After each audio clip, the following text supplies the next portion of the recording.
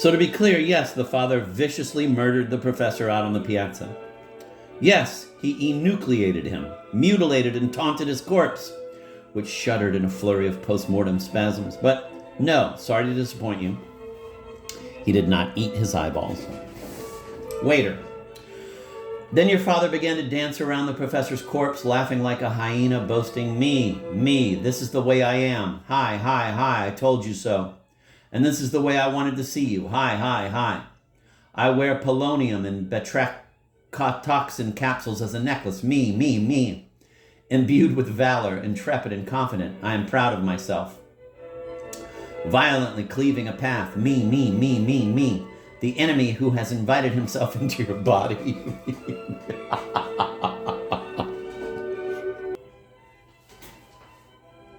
Now, in addition to his narration, and in another petite mal harbinger of the father's totentons, the waiter begins to physically reenact the celebration, dancing a rhythmic bouncing hop from one foot to the other, in frenetic circles clockwise and then counterclockwise, wildly waving his arms in the air. As he mimics the father's chanted maledictions, waiter, I wear the multicolored demons like a necklace, and death itself I beguile and seduce. Me, that's what I do. With the hyena's incisors, I make myself a necklace. The one who is nearest and yet almost unreachable, that is the one I nevertheless wear as a necklace. Wow, fuck, so good.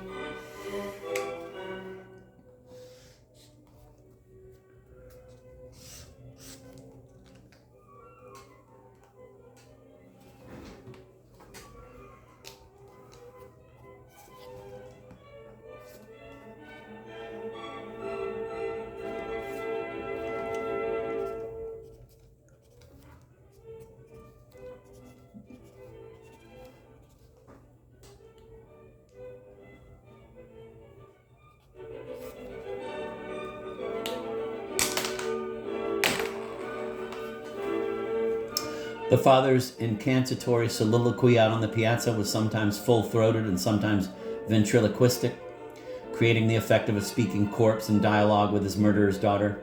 The waiter is able to skillfully reproduce this effect. Waiter. Look at you. Your prolapsed rectum bulging out of the back of your little golf shorts, you low-life fuck. Gabby, he killed me. Infinitely multiplied, he enveloped me.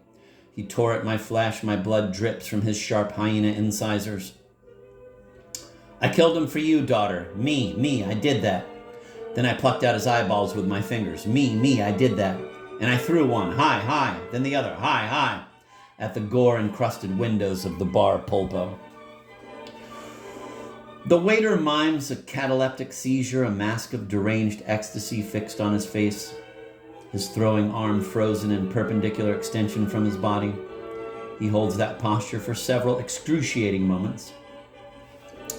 And then his expression slackens, and gleaming with sweat and breathing heavily, he places his hands across his heart and bows.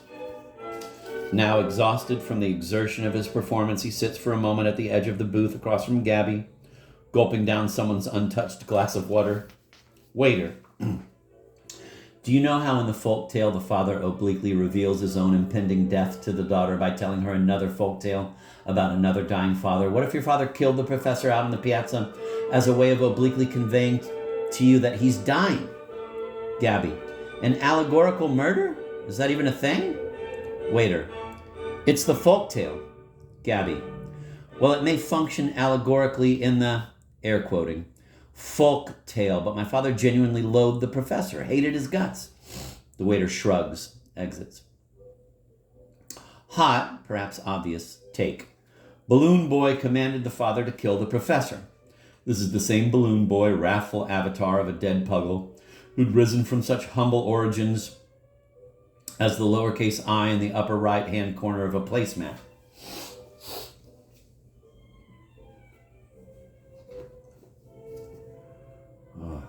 Need a musical interlude.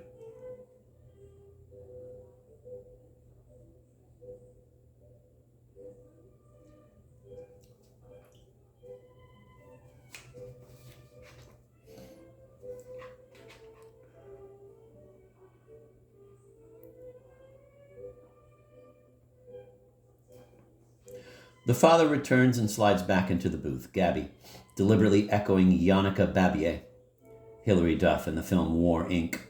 I cannot believe you just did that. Father, he had it coming.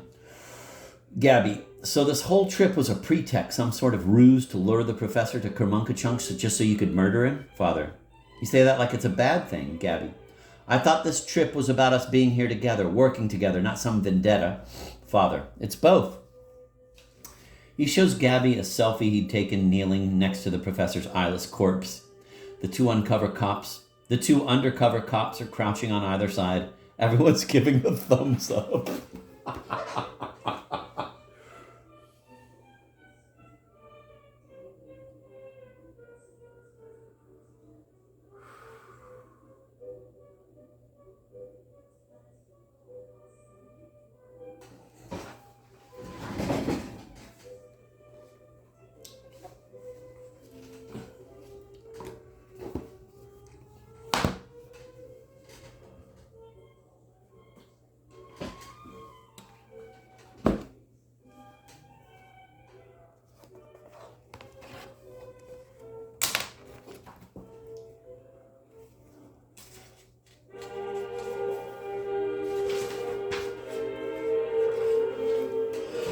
Is it possible that you butchered the professor the way you did because his ridicule ignited the resentment you've repressed all these years about your father's contempt for your work? The savagery of this, my God, the rage. The father strokes the stubble on his chin, staring out the window, gazing out at some invisible object far off in space.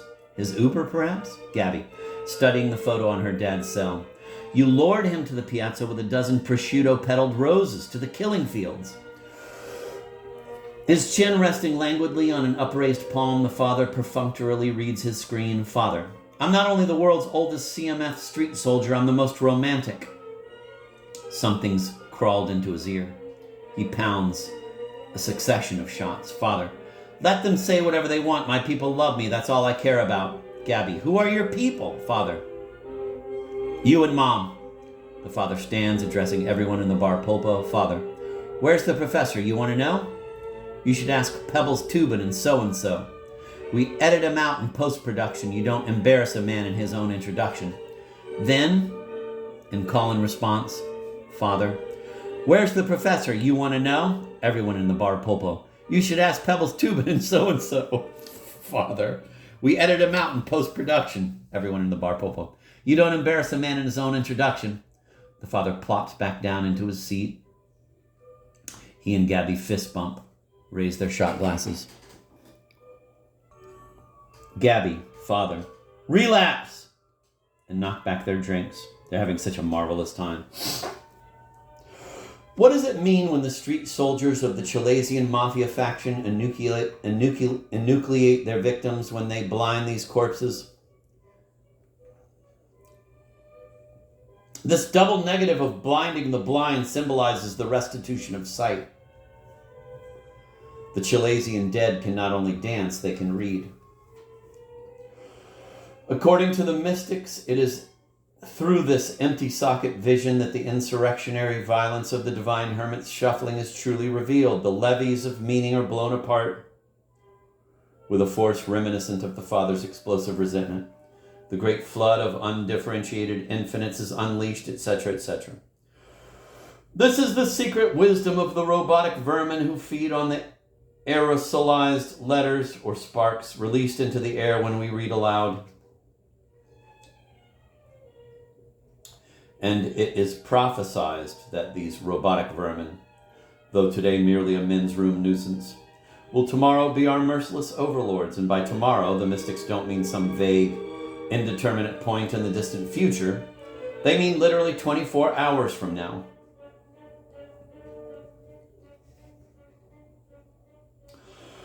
These are the sorts of doomsday scenarios encrypted in their YA fiction with which the street soldiers of the Chilesian mafia fiction amuse themselves every day during downtime in their trailers.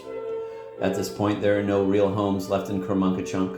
The city's entire population is crowded into the decrepit trailers that once accommodated the crisis actors who starred in DLTRSYD martial arts action films. But who's decomposing? Enucleated corpses are now neatly folded and stacked out on the piazza. Meanwhile, in the lobby of the floating casino, there's a painting entitled White Snellen. At a distance, it appears to be an uninflected, monochromatic surface. But closer inspection reveals, under thick, uneven layers of white encaustic, the stenciled and barely legible letters of the Snellen chart.